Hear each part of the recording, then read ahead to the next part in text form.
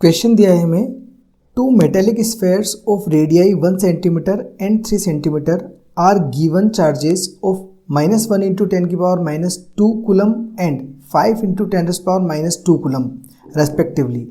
If these are connected by a conducting wire, the final charge on the bigger sphere is. देखिए यहाँ पर अपने को दो स्फेयर दे रखे हैं.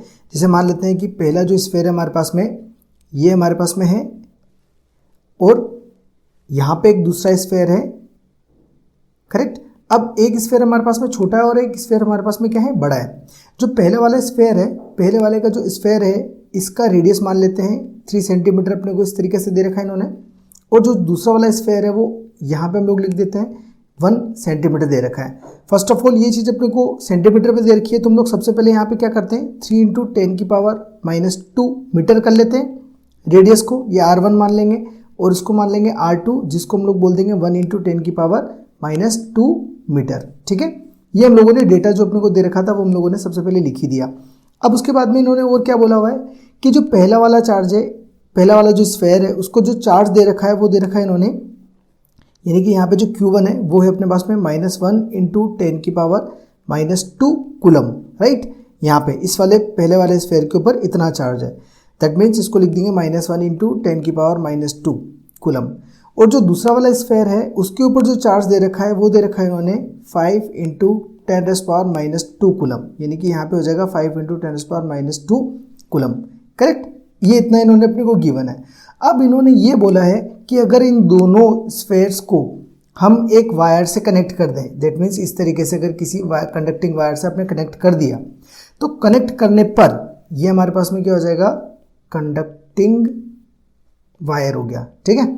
कनेक्ट करने पर क्या होगा कि इन दोनों में से जो बड़ा वाला है, जो बड़ा वाला स्फेयर हमारे पास में मौजूद है, उस बड़े वाले स्फेयर के ऊपर कितने चार्ज होंगे, फाइनल चार्ज कितना होगा वो अपने को निकालना है. राइट.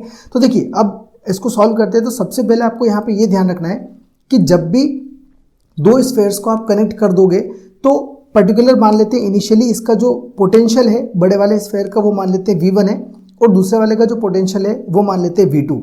जब इन दोनों को आप कनेक्ट कर दोगे तो कनेक्ट करने पर इन दोनों में से क्या होगा, चार्ज फ्लो होने शुरू हो जाएंगे. करेक्ट. अब चार्जेस का फ्लो तब तक होगा जब तक कि इन दोनों का पोटेंशियल सेम नहीं हो जाता.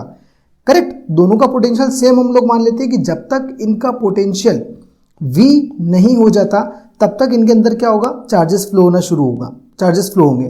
करेक्ट.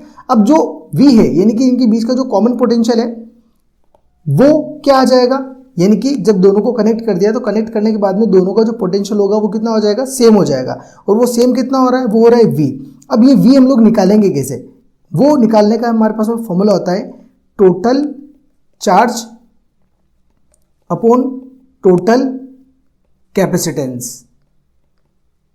राइट. ये हमारे पास में इसका फॉर्मूला होता है. टोटल चार्ज का मतलब होता है Q1 plus Q2 upon total capacitance का मतलब होता है C1 प्लस C2, यानी कि जो पहला वाला स्फेयर है, पहले वाले का कैपेसिटेंस मान लेते हैं C1, दूसरे वाले का कैपेसिटेंस मान लेते हैं C2.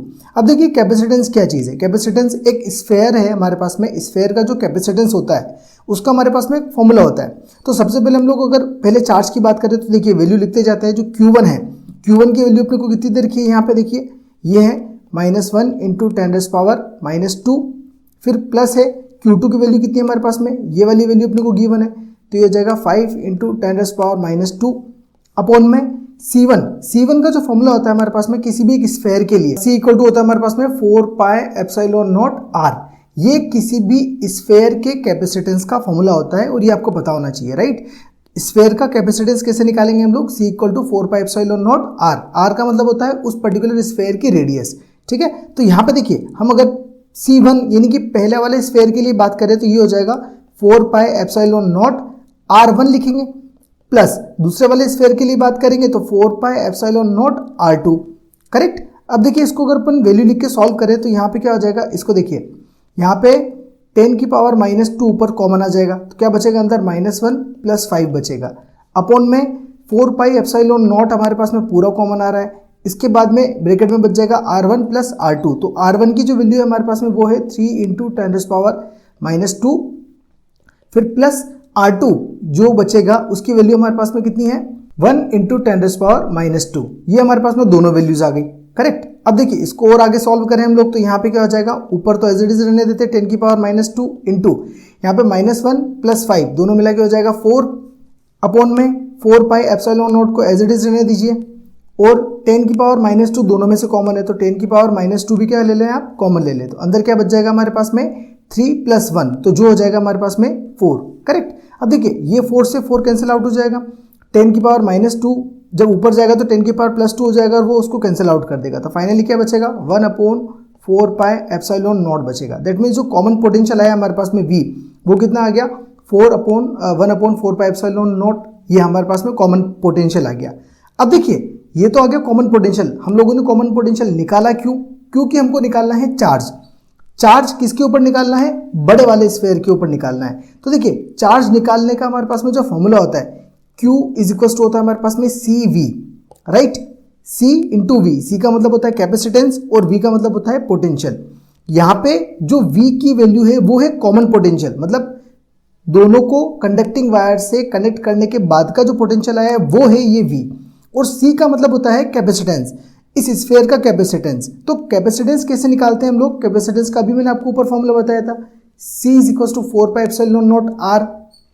यहाँ पे हम लोग बड़े वाले स्फीयर के लिए चार्ज निकाल रहे हैं, तो यहाँ पे Q = क्या हो जाएगा, देखिए C की जगह कितना लिखेंगे 4πε0R1, क्योंकि बड़े वाले स्फीयर की रेडियस, इंटू V की जगह पे हमारे पास में कितना आया 1/4πε0 आया, करेक्ट, 1/4πε0 आया। अब इनकी अपने को वैल्यू पुट करनी है, तो Q = क्या हो जाएगा, देखिए 4πε0 को एज इट इज रहने दीजिए, इंटू R1 की वैल्यू हमारे पास में कितनी है, क्वेश्चन में देखिए अपने को गिवन है R1 दे रखा है आपको 3 × 10⁻², राइट, तो यहाँ पे हम लिखेंगे 3 × 10⁻² इंटू 1/4πε0 एज इट इज रहने दीजिए। अब देखिए ये जो 4πε0 है ये इससे क्या होगा, कैंसिल आउट हो जाएगा, तो फाइनली Q यानी कि चार्ज कितना बचा 3 × 10⁻² कूलम, ये हमारे पास में क्या आ गया, चार्ज आएगा किसके ऊपर, बड़े वाले स्फीयर के ऊपर। सेम एज ये चीज भी ध्यान रखिएगा कि अगर बड़े वाले स्फीयर की बजाय आपसे यहाँ पे छोटे वाले स्फीयर का चार्ज पूछा है, तो ये जो फॉर्मूला हम लोगों ने लिखा था 4πε0 इंटू R1, तो ये R1 की जगह पे आ जाएगा R2, यानी कि छोटा वाला जो स्फीयर है उसका रेडियस आप ले लोगे। दैट मीन्स छोटे वाले स्फीयर पे पूछो या बड़े वाले स्फीयर पे पूछो, आपका मेथड सेम रहेगा, सिर्फ यहाँ पे आपको वैल्यू चेंज करनी है, वो भी R1 की जगह पे, राइट। तो इस तरीके से आप इसको सॉल्व कर सकते हो। ये हमारे पास में आंसर क्या आया, Q = 3 × 10⁻², तो ये हमारे सेकंड वाले ऑप्शन से मैच कर रहा है, यानी कि B is the correct answer. Okay.